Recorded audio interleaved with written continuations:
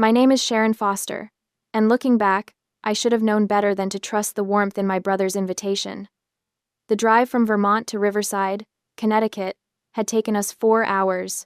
4 hours of Maverick humming along to classic rock while our daughter Willa read in the back seat, her nose buried in a worn copy of Anne of Green Gables.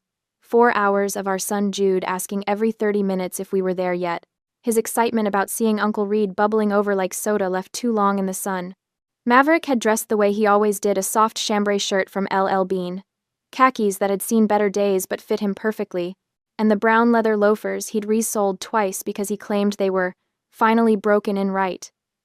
His salt and pepper hair was slightly tousled from the drive, and he wore that easy smile of a man completely comfortable in his own skin. I'd chosen a simple cream silk blouse and navy slacks, paired with my grandmother's pearl earrings. Willa wore a vintage Ralph Lauren dress I'd found at an estate sale, soft pink with delicate embroidery, the kind of quality that lasted decades.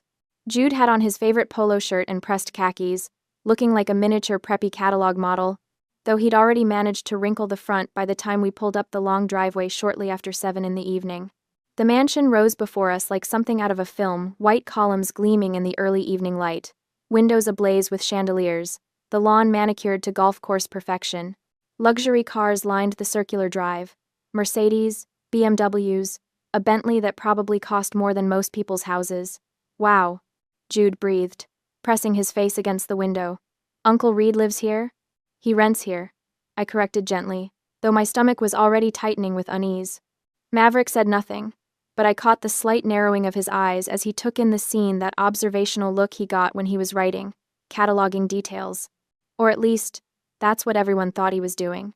I knew better. My husband was always watching, always calculating, though few people ever suspected. The quiet man who introduced himself as a freelance nature writer was anything more than exactly that. We parked between a Tesla and a Jaguar.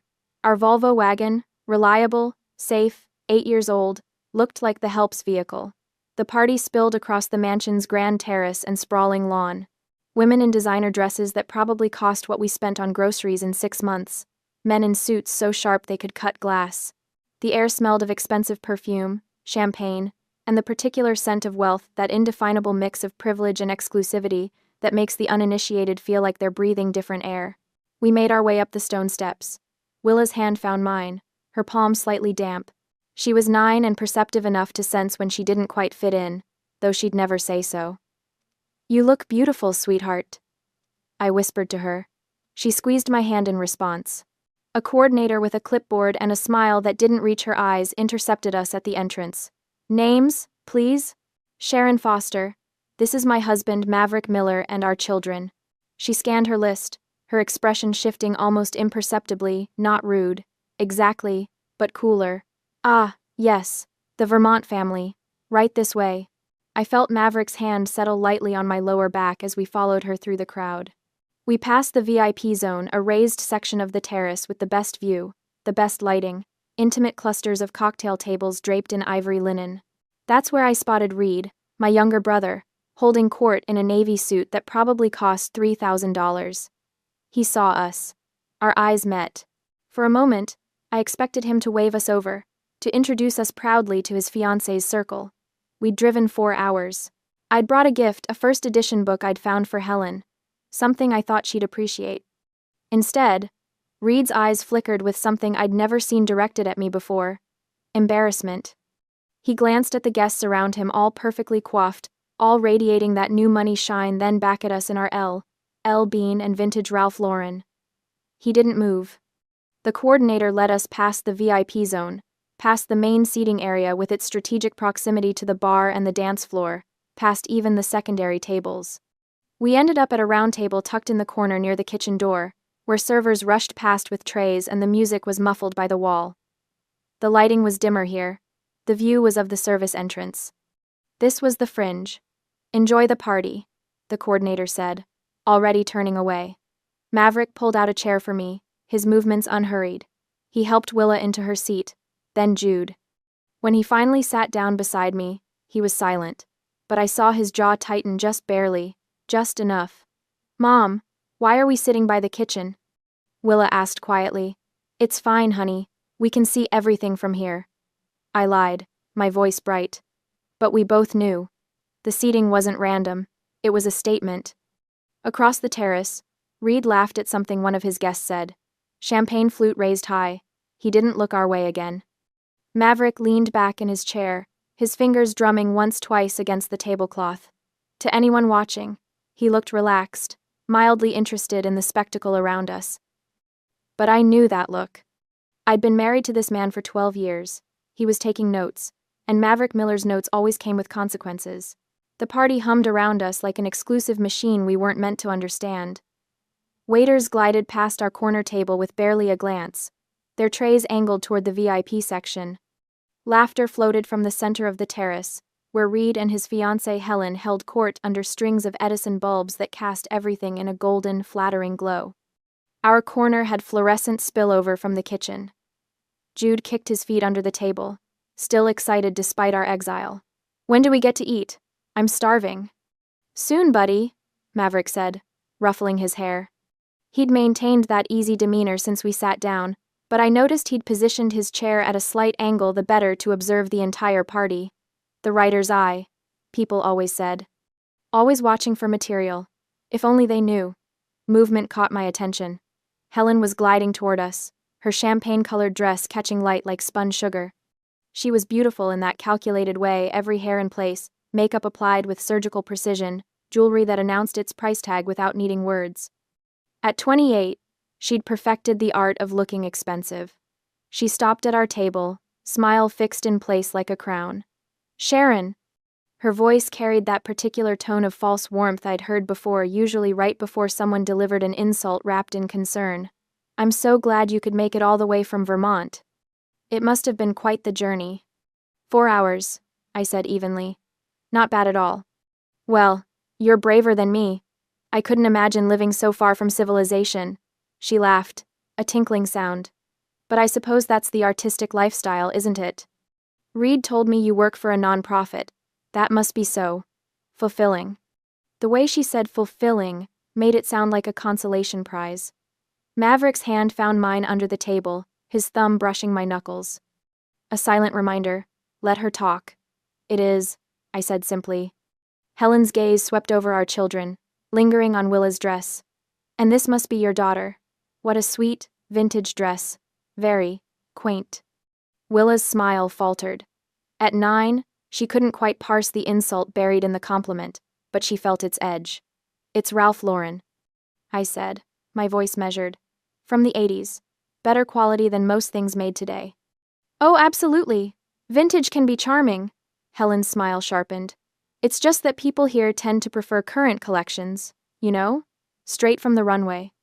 But there's something to be said for making do with what you have. Very resourceful. Making do, as if we were one step from a thrift store out of necessity rather than choice. A waiter appeared at the VIP section with a tray of canapes.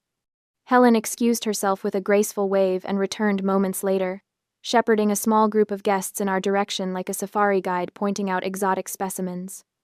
Everyone, this is Sharon Reed's sister. She gestured at me with her champagne flute. She lives secluded in Vermont to find artistic inspiration, and works for a nonprofit. A life that is, well, very chill, but surely a bit removed from our fast-paced world, isn't it? The guests smiled politely, their eyes sliding over us with practiced disinterest. I could read the narrative Helen was spinning, the sister who couldn't hack it in the real world, who'd fled to the countryside to play at being rustic, who now attended events like this as a reminder of what she'd left behind or failed to achieve. Actually, Maverick said mildly, speaking for the first time since Helen arrived, Sharon manages complex projects with multiple stakeholders and 7-figure budgets. The nonprofit sector requires quite a bit of pace, just less emphasis on profit margins. His tone was pleasant, conversational even.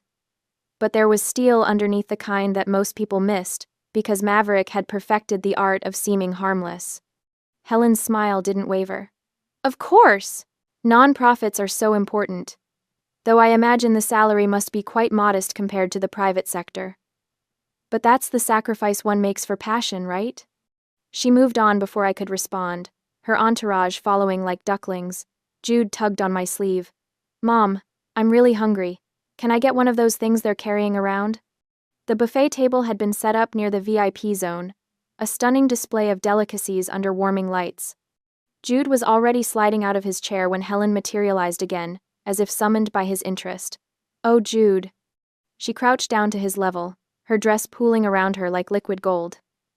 "I'm not sure those appetizers are quite right for you, sweetheart." "Why not?" Jude asked, guileless. "Well, they're foie gras and caviar, very acquired tastes. I'm afraid since you haven't had proper palate training, you'll find them hard to swallow." She tilted her head sympathetically. "Tell you what, I'll have the kitchen make something friendlier for you. How about spaghetti? Or fried chicken? I'm sure you're more used to those at home." The implication hung in the air like smoke. Your family only knows fast food and simple fare. You don't belong at this table, literally or figuratively. Jude looked confused. "But I like trying new things." "No need, Helen." I stood, placing my hand on Jude's shoulder. My voice was quiet but firm. "The children will sit here and eat with their parents. We teach our kids to experience everything. They don't need to be separated." For the first time, Helen's smile cracked slightly. "I was only trying to help." "We don't need help." I guided Jude back to his chair. "But thank you." Helen straightened, her expression cooling several degrees. She glanced at Maverick, perhaps expecting him to contradict me, to apologize for his wife's stubbornness. But Maverick just smiled blandly at her, the way he smiled at everyone, pleasant, forgettable, utterly unreadable. "Suit yourself," Helen said finally, "though I'd hate for the children to be uncomfortable." She swept away, leaving a wake of expensive perfume and unspoken judgment. The table fell silent. Willa picked at her napkin. Jude's excitement had dimmed considerably. Across the terrace, Reed remained absorbed in his VIP bubble, laughing and toasting, completely unaware or willfully ignorant that his fiancée was treating his family like second-class citizens. Maverick leaned over to Jude. "Hey, buddy, want to know a secret?" Jude nodded. "The best food at parties is always whatever you enjoy most. Doesn't matter if it's caviar or chicken fingers. If it makes you happy, it's the best." He winked. "And between you and me, I'd take a good burger over fish eggs any day." Jude giggled, some of his sparkle returning. But I saw the way Maverick's gaze tracked Helen across the terrace, the way his jaw set just slightly tighter. My husband was many things: patient, observant, slow to anger, but he was also fiercely protective, and someone had just insulted his children. I had a feeling Helen had no idea what she'd just set in motion. The party had reached its crescendo by 10 minutes to 8, but at our table, I was halfway through explaining to Jude why he couldn't have a third canapé when I noticed Willa's empty chair. My daughter had excused herself to the restroom 10 minutes ago. The knot in my stomach tightens. I stand, scanning the crowd for her blonde head, her vintage Ralph Lauren cardigan, the one I'd found at an estate sale, pristine condition, better quality than anything in Helen's closet. Then I see her. Willa is walking back toward our dark corner, but something's wrong. Her shoulders are hunched forward, her arms wrapped around herself like she's trying to disappear. Even from here, I can see the redness around her eyes, the way she's blinking too fast. She slides into her chair without looking at me. "Willa?" I lean closer, keeping my voice low. "Honey, what happened?" She shakes her head, her jaw clenched tight. That's when I know it's bad. Willa doesn't cry easily, she's too much like me, holding everything in until it cracks. "Sweetheart, talk to me." Her voice comes out strangled, barely above a whisper. "Can we just go home?" My heart breaks. What happened? "Some kids." She swallows hard. "There were these girls by the bathroom. They were maybe 12 or 13 and they pointed at my shoes." I look down at her feet.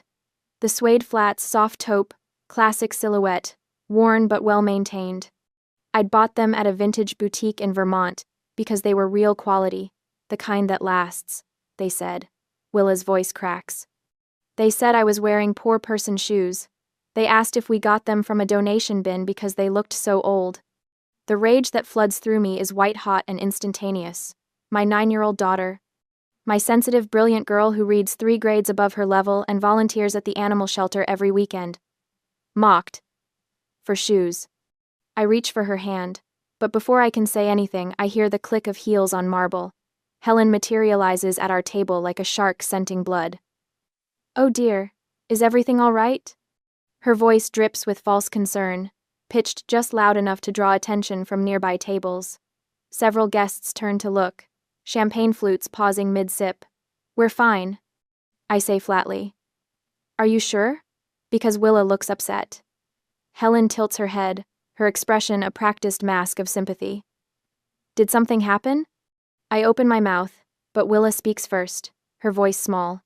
Some girls made fun of my shoes. Helen's eyes flick down to Willa's suede flats, and I see it that microsecond of satisfaction before she arranges her face into understanding. Oh, sweetheart.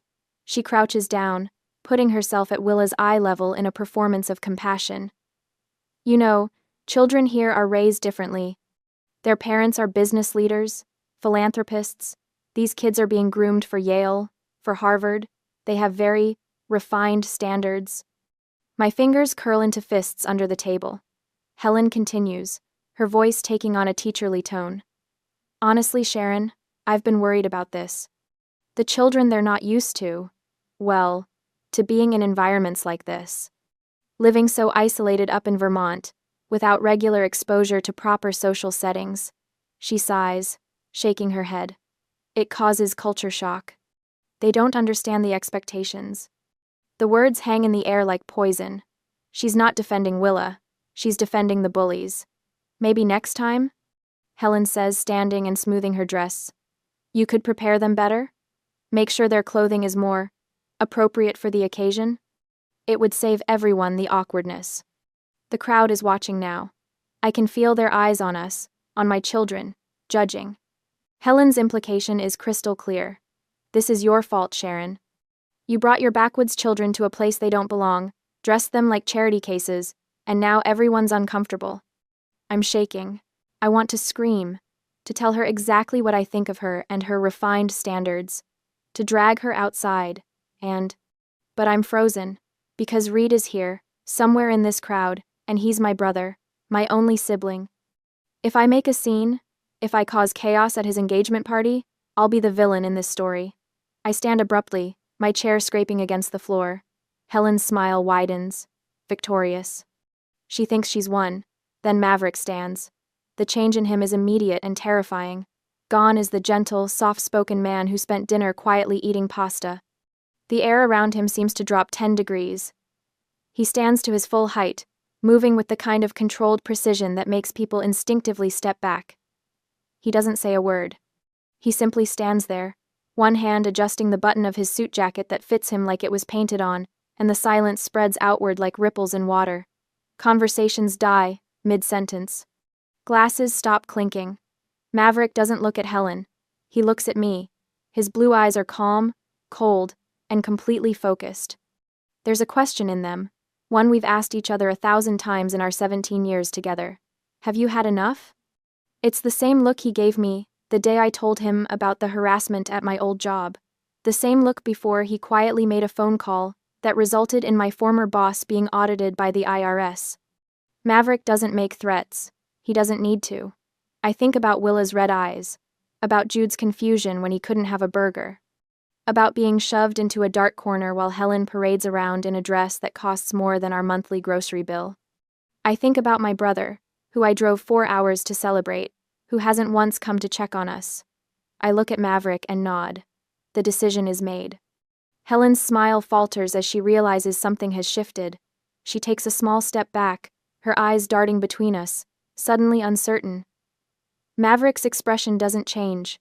He reaches down, helping Willa out of her chair with infinite gentleness, then does the same for Jude. We're leaving, I say, my voice steady now. And in that moment, with my husband's silent strength at my back and my children's hands in mine, I choose their dignity over my brother's party. I choose us. Several nearby conversations paused. I can feel the attention shifting toward us, the whispers starting. Helen's uncertainty evaporates instantly, replaced by barely concealed triumph. She straightens, that megawatt smile returning full force. You know what? I think that's probably the smartest decision you could make right now. Her voice carries, projecting to the growing audience of guests pretending not to stare. This is my house, after all. Mine and Reed's. I have to maintain a certain image for our business partners, our investors. She emphasizes those last words, letting them land like stones. My house, My house. My house. The claim hangs in the air, territorial and absolute. She's not just dismissing us, she's evicting us. From her domain. Like we're trespassers who've overstayed our welcome. I'm gathering Willa's small purse when I catch at a flicker of something crossing Maverick's face. Not anger. Not indignation. A smirk. It's gone in an instant, so quick I almost think I imagined it. But I know my husband. I've seen that expression exactly 3 times in our marriage.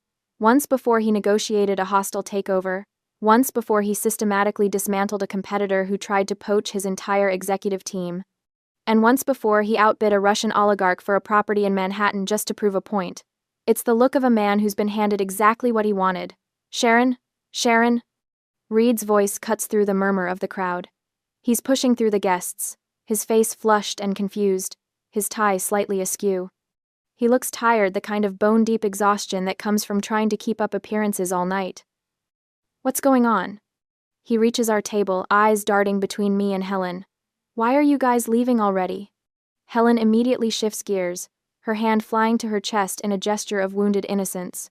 Oh, Reed, honey, it's not. I mean, Sharon said she wanted to leave. I think she's just not comfortable here. The vibe isn't really. She trails off delicately, letting him fill in the blanks. The implication is clear. Your sister doesn't fit in with our crowd. Reed's face crumples with guilt and confusion. Sharon, I'm so sorry. I didn't mean for you to feel. He runs a hand through his hair, making it stand up in stressed peaks. Maybe you should take the kids back to the hotel? Let them rest? You must be tired from the drive and... He's apologizing. To me. For Helen's behavior. And he has no idea. My brother, standing in this mansion's grand foyer, surrounded by crystal and marble and imported flowers, actually believes he lives here. Believes this is his home, his party, his life. He has no clue that every piece of furniture he's lounging on, every room he's hosting in, every inch of this partnership with Helen exists because Maverick decided to be generous 3 years ago. Reed thinks he's the host, the master of the house. In reality, he's a tenant, whose lease is about to expire. It's fine, Reed, I say quietly, slipping my arm around Willa's shoulders. We'll get out of your way. No, it's not. He's flustered now, aware that people are watching, that this doesn't look good. You came all this way. I wanted you to be here. Reed, sweetheart. Helen touches his arm, her voice honey-sweet. Let them go. Sharon clearly wants to leave, and we have guests to attend to. The Castellanos were asking about the investment timeline, and... She's steering him away, redirecting his attention like she always does. Reed's shoulders sag in defeat. He shoots me one more apologetic look before allowing himself to be led back toward the center of the party, toward the lights and the laughter and the people who matter in Helen's world. Maverick is silent beside me, helping Jude into his jacket with methodical care, but I see it again, that tiny quirk at the corner of his mouth when Helen said, "My house." Maverick? I murmur as we start toward the door. Not yet, he says softly. His voice is calm, almost pleasant, but there's something underneath it, something that makes the hair on the back of my neck stand up. We're almost to the foyer when Helen's voice rings out behind us, bright and performative. Drive safely. And Sharon, maybe next time, let us know if you need recommendations for the children's clothing. I know some wonderful boutiques that aren't too expensive. The laughter that follows is polite but present. Several guests are openly watching now, champagne flutes in hand, entertained by the drama. Willa's hand tightens in mine. Maverick stops walking. He doesn't turn around, doesn't react visibly, but something shifts in the air, a change in pressure, like right before a thunderstorm breaks. He reaches into his jacket pocket and pulls out his phone. The motion is casual, unhurried. He taps the screen a few times, scrolling through something. Actually, he says, his voice carrying effortlessly across the marble foyer. Before we go, there's something I need to discuss with Reed. The room goes quiet. Helen's smile freezes. I'm sorry, what? Maverick finally turns, and the look on his face is pleasant, professional. The expression of someone about to discuss a minor contract detail. Reed, he calls out. Could you come here for a moment? It's about the house. My brother emerges from the crowd again, now looking completely bewildered. The house? What about... The lease, Maverick says simply. I wanted to give you proper notice in person, since we're all here. Reed blinks. Notice? What notice? And just like that, the trap springs shut. The party noise seemed to fade into a dull hum as Maverick stepped forward. There was something different about him now. The quiet, amiable writer had vanished, replaced by someone who moved with the confidence of a man who'd spent decades in boardrooms where millions changed hands with a signature. Reed, Maverick said, his voice low but carrying an authority that made several nearby guests turn their heads. Do you remember the name of the parent company on the lease you signed? My brother blinked. Confusion, replacing the embarrassment that had been written across his face moments before. What? Why would that matter right now? Just answer the question, Maverick said, his tone patient but unyielding. Reed's forehead creased as he searched his memory. I think it's Ironwood Holdings? I honestly don't remember the details. I just signed through the agent 3 years ago. Is there a problem with the property management or something? The corner of Maverick's mouth twitched, not quite a smile, but close. He pulled out his phone with deliberate slowness, scrolled for a moment, then turned the screen toward Reed. Read it. Out loud. Reed leaned forward, squinting at the illuminated text. His lips moved silently at first, then his voice emerged, shaky and confused. Internal directive, dated April 2020. From V. Miller, Chairman. Subject, Foster Account Exception. He paused, his face going pale. Approve exception for Reed Foster's residential file. Freeze 2020 rental rates indefinitely, regardless of market adjustments. Any difference between frozen rate and current market value is to be accounted for in the chairman's family charity adjustment account. The silence that followed was absolute. Even the string quartet seemed to sense something monumental happening and let their music trail off, plunging the terrace into a deadly stillness. I don't, Reed's voice cracked. What does this mean? Helen had gone utterly still beside him, her champagne flute frozen halfway to her lips. I watched as understanding began to dawn on her face slowly at first, then all at once, like watching ice crack across a frozen pond.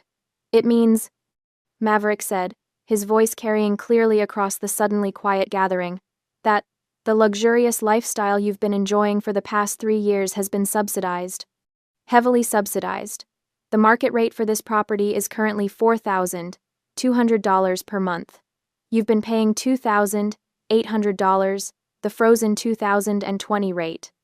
That's a difference of $16,800 per year. Over 3 years, that's $50,400 in effective charity. Reed staggered backward as if he'd been physically struck. No, that's not. I can afford this place. I make good money.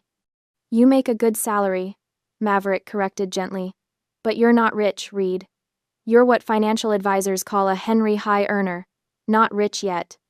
You spend everything you make trying to maintain an image that's beyond your actual means. Without the subsidy, you couldn't afford this address. You certainly couldn't afford it while also funding those European vacations and the luxury car lease and the country club membership Helen insisted on. I watched my brother's face crumble.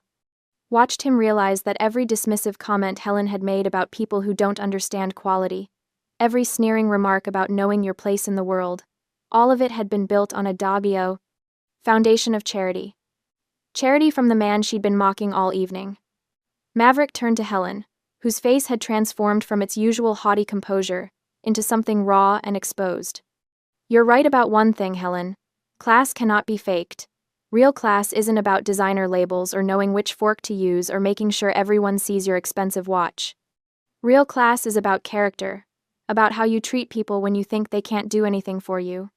He paused, letting his words sink in. Around us, the gathered guests stood transfixed, their cocktails forgotten. The class you've been so proud of for 3 years, this address, this lifestyle, this social standing, it's been funded by my family's charity. Every time you look down on someone for wearing Bean, instead of Louis Vuitton, every time you judge someone's worth by their clothes or their car, you were doing it from a position you didn't actually earn. You were living on borrowed elegance. Helen's champagne flute slipped from her fingers, shattering on the marble floor. No one moved to clean it up. Now, Maverick continued, and his voice took on the crisp, business-like tone I'd only heard him use during the rare phone calls he couldn't avoid. As chairman and majority owner of Ironwood Holdings, I am formally notifying you, Reed Foster, that I am exercising my right of non-renewal as outlined in Section 12, Paragraph 3 of your lease agreement. Your current lease expires on the 30th of next month.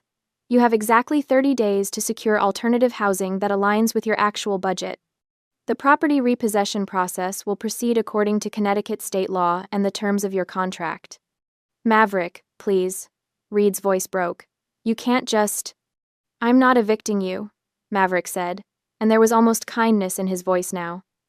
That would be cruel and unnecessary. I'm simply declining to renew your lease at the end of its natural term, which is my legal right as the property owner. 30 days is more than sufficient time to find appropriate housing. I'd suggest looking at the developments off Route 7, nice places, good schools nearby, much more aligned with your actual income bracket. He slipped his phone back into his pocket, those same khaki pockets Helen had mocked earlier for being tragically suburban, and reached for my hand. As for the question of whose house this is, he said, glancing at Helen with something that might have been pity, I think we've established that definitively. But don't worry, you have 30 days to enjoy it. I'd suggest you make the most of them. The crowd parted as we moved toward the door, everyone suddenly very interested in their shoes or their drinks or anything other than meeting our eyes. I could feel their stares on our backs, could practically hear the mental recalculations happening as they reassessed everything they'd assumed about the quiet couple in the practical clothes. At the door, Reed caught up to us, his face streaked with tears. Maverick, I didn't know. I swear I didn't know you were. Maverick paused, turning back. His hand came up to rest on Reed's shoulder, not unkindly but firm. I know you didn't. That was intentional. But Reed, you need to understand something. Your value as a person has nothing to do with this address or that car or any of it. When you figure out where your true worth lies, when you can see it in yourself without needing these expensive props to prove it, then we'll talk. Really talk. But until then... He didn't finish the sentence. He didn't need to. The cool night air hit my face as we stepped outside, and I drew in a deep breath that felt like the first real breath I'd taken in hours. Behind us, the mansion glowed with warm light, but the warmth was deceptive. I could still feel the chill of judgment that had permeated every corner. Willa's hand squeezed mine as we walked toward the car. Mama, are we leaving without saying goodbye? Sometimes, I told her. The best goodbye is just walking away with your head held high. Jude was practically bouncing on his toes, his earlier misery forgotten in the excitement of the dramatic exit. Dad was so cool. Did you see Aunt Helen's face? She looked like she swallowed a lemon. Jude, I said, but there was no real reproach in my voice. Maverick unlocked the car, our practical, 7-year-old Subaru with the dent in the rear bumper from when I'd misjudged the garage wall, and we all climbed in. As he started the engine, I glanced back at the mansion one last time. Through the tall windows, I could see figures moving, gathering, no doubt dissecting everything that had just happened. Reed stood on the front steps, Helen nowhere to be seen. I almost feel bad for him, I murmured. Don't, Maverick said, pulling out of the circular driveway. This is the kindest thing I could do for him. He's been living in a fantasy, and fantasies always end. Better to end it now, on our terms, than to let him crash even harder down the line. We drove in silence for a few minutes, leaving Riverside's manicured perfection behind us. Then Willa's small voice piped up from the back seat. Daddy? Are we richer than Miss Helen? I twisted in my seat to look at her. In the passing streetlights, her face was thoughtful, not proud or gloating, just trying to understand. Why didn't you say so earlier? She continued. When she was being mean about our clothes? Maverick caught her eye in the rearview mirror, and I saw that gentle smile I'd fallen in love with all those years ago. That's a good question, sweetheart. And here's the thing. Being rich isn't about showing off or making sure everyone knows how much money you have. It's definitely not about yelling at waiters or making people feel small. He paused at a red light, taking the moment to turn around and look at both kids. True wealth, real wealth, is having the power to protect your family and set things right without needing to raise your voice. It's being secure enough in who you are that you don't need everyone else's approval.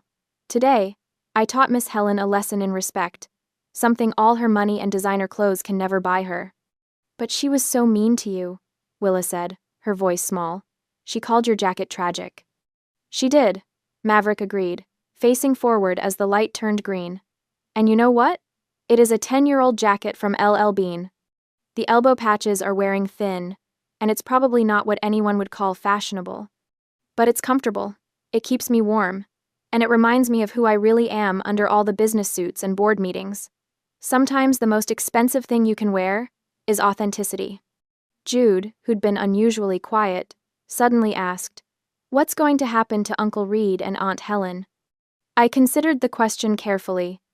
They're going to have to learn to stand on their own 2 feet, to build a life based on what they actually have, not on what they're pretending to have. "Will Uncle Reed be okay?" Willa asked.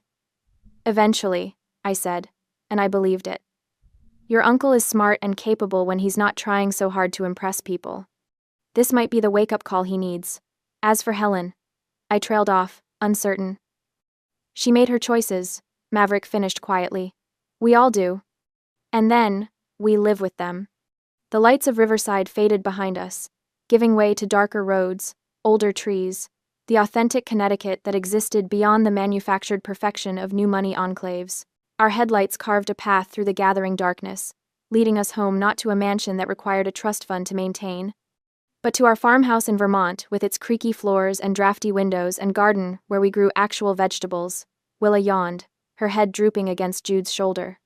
In the rearview mirror, I watched my children settle into the comfortable silence of a car ride home, the drama already fading from their minds. They'd remember this night, I knew they would, but not as trauma. As a lesson, Maverick's hand found mine across the center console, his calloused writer's fingers intertwining with my own. We didn't need to say anything. We'd weathered the storm together, protected our children, and walked away with our dignity intact. We hadn't won because we had more money. We'd won because we knew who we were, and no amount of judgment from people living beyond their means could change that. The car carried us forward into the peaceful night, leaving behind the glittering facade of borrowed elegance, heading toward something real.